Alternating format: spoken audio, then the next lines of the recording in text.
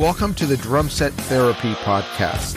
My name is Stefano Ashbridge, and this is a show about the challenges that come with playing the drums and what you can do about them so you enjoy your drumming journey. Visit drumlessonsinla.com for online and in-person drum coaching. Can feel be taught? I think some people might think of feel as something intangible, so therefore it can't be taught. Paradiddle or counting 16th notes, that's pretty tangible and can be taught. But I would say you can break down feel into individual things that you can work on, like your sense of time, your sense of dynamics, your sense of control, your sense of stylistic choices. You can work on those specifically, and you add it all together and you have a feel.